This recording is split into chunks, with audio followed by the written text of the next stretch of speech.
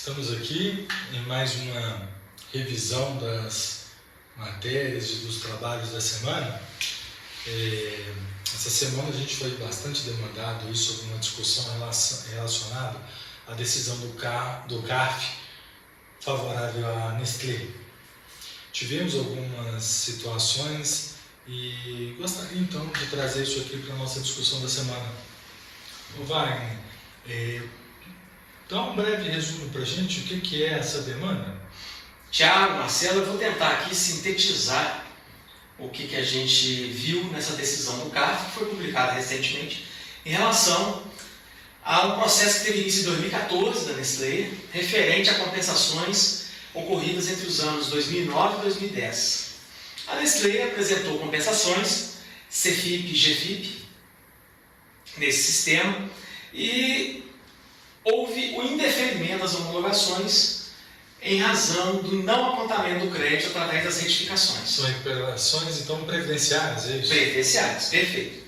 Essas compensações foram indeferidas e entendeu-se, num primeiro momento, que era necessária a ocorrência da retificação.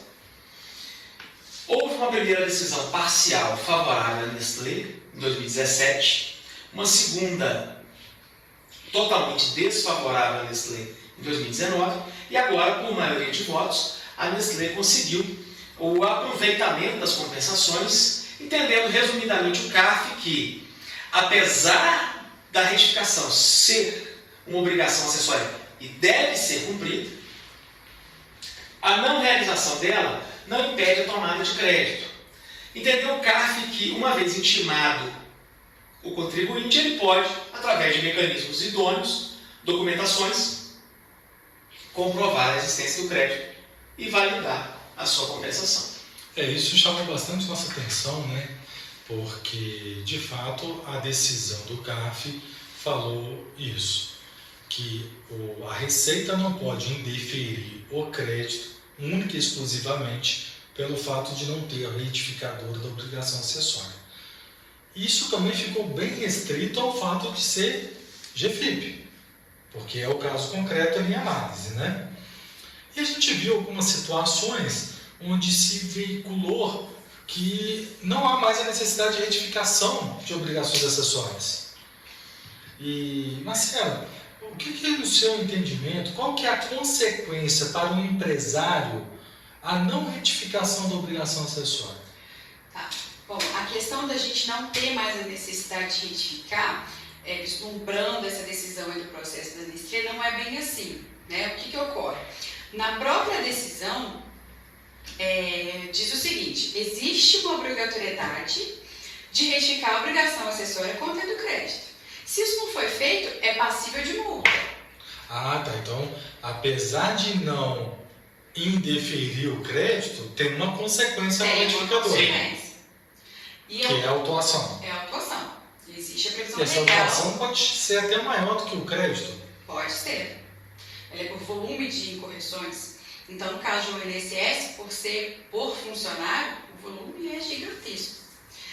Então, a gente percebe aí que se a gente tem um mecanismo que consegue fazer essa retificadora, por que a gente não faz? Se o crédito é administrativo, ele precisa seguir as regras administrativas. Então, esse processo da Nestlé, ele traz um mecanismo antigo, que é a GFIP, não existe mais.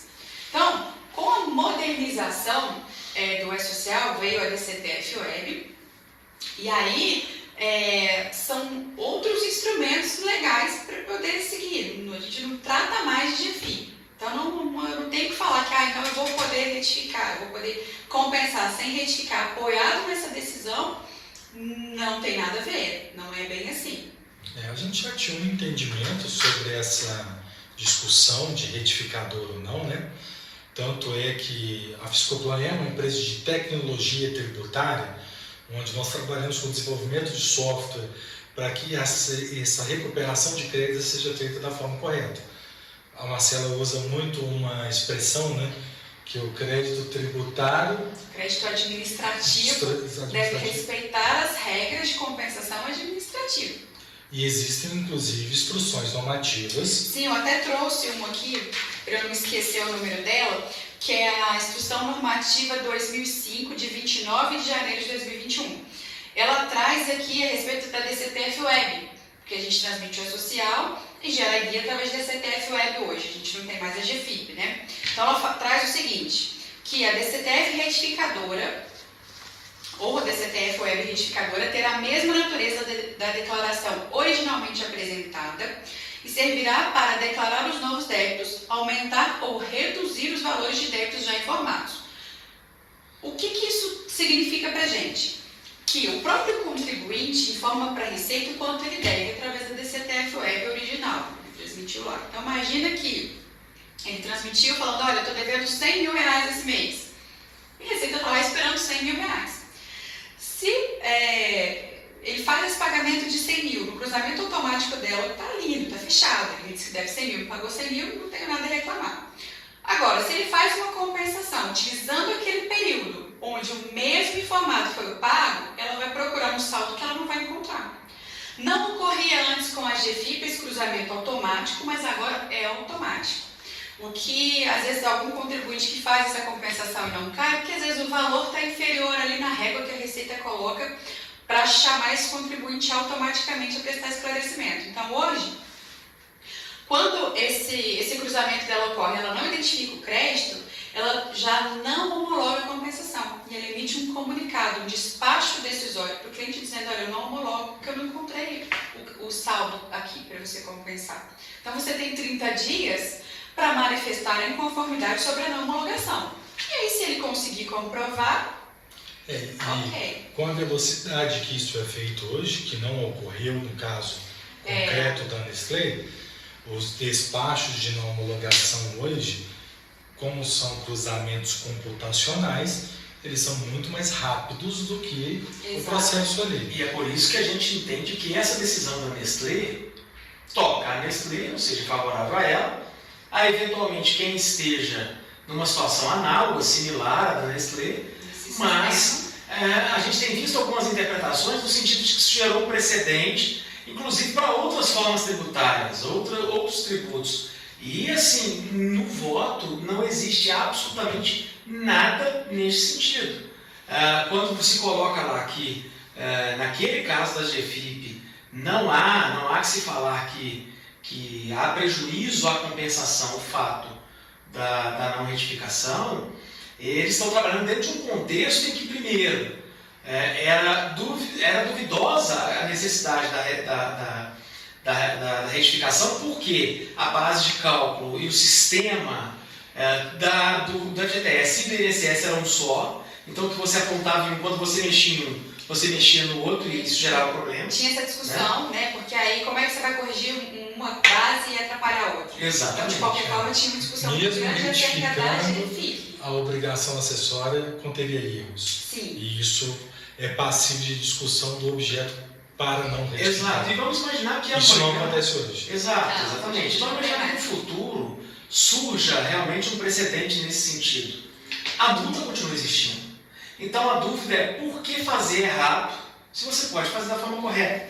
Como disse Marcela, se você vai buscar o caminho administrativo, faça da forma administrativa correta, seguindo os preceitos administrativos, as melhores práticas. A gente não crê que os contribuintes queiram ficar brigando com a Receita, comprovando um crédito que ele poderia ter informado na declaração, onde ela faria essa verificação. E essa decisão, ela consolida o nosso trabalho, né? Porque nós, na Fiscoplan, a gente desenvolveu um sistema onde a gente faz a apuração totalmente automatizada, com muita assertividade. Desenvolvemos um sistema, então, que faz a retificadora das obrigações acessórias. Aqui estamos falando do previdenciário. Então, estamos falando de retificar as informações do e-social. Então, o sistema faz essa retificadora para, posteriormente, gerar uma nova DCTF Web. O apontamento, então, do crédito é sistêmico e aí sim fazemos, então, as compensações inerentes ao crédito previdenciário. Nós também já atuamos com as retificadoras dos outros tributos federais. PIS, COFINS, IPI, Imposto de Renda e Contribuição Social. Inclusive de quem fez recuperação com outras empresas e agora está sendo autuado e vem atrás da gente para fazer a retificação. Tivemos essa semana não, né? Até um bom período já, em uns 2, 3 meses. Não é uma empresa Nós só. fomos procurados por várias empresas que fizeram compensações previdenciárias com outras empresas, outros advogados, eu não sei a origem dessas apurações, mas que teve o despacho da não homologação e nós fizemos então um trabalho para fazer a manifestação de inconformidade da maneira correta. Novamente, se existe uma instrução normativa, se existem meios para o contribuinte não gerar demanda da discussão do crédito, já que estamos falando de créditos que são devidos, são de direitos do contribuinte, então a gente faz isso da forma correta, retificando a obrigação acessória e tomando crédito, certo? E a briga é pesada. Primeiro, ela traz um comunicado dizendo que ela não homologa aquela compensação que foi realizada, intimando o contribuinte a fazer o pagamento com autorizações daquele tributo que ele compensou ou manifestar inconformidade.